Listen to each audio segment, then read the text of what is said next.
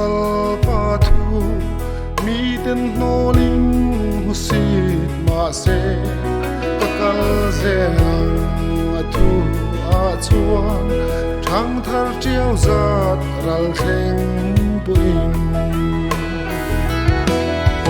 kalal pathu ka chuang bere amatang kanun kape ikal zelang zai on fate kan zanena ram ro ya ai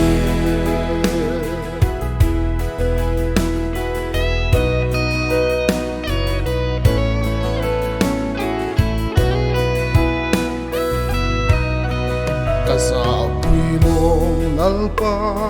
saba mal somin ati thiang li kashil zel don mi te zinga engkim ain kata na lu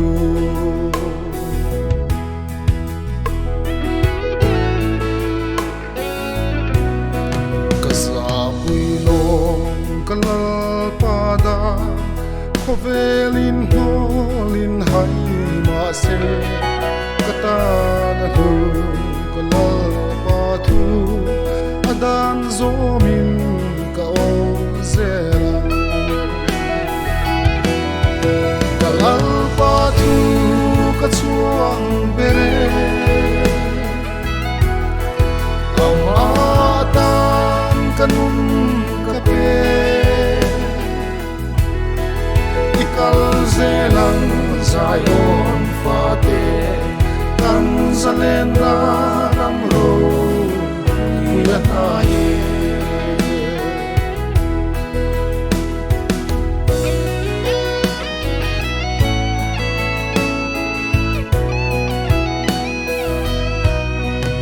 olo kalu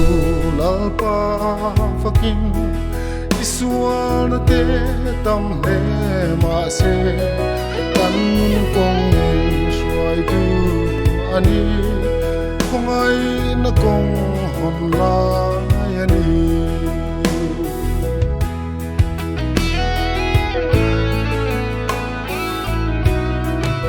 olo kalu lalpa faking isual te tam le ma se burain alava the kong ai na kong hon la yani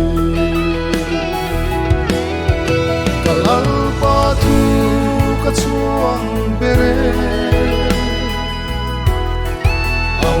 amatang kanun kape ikal zelang zai on fate kan zanena ram ro ya ai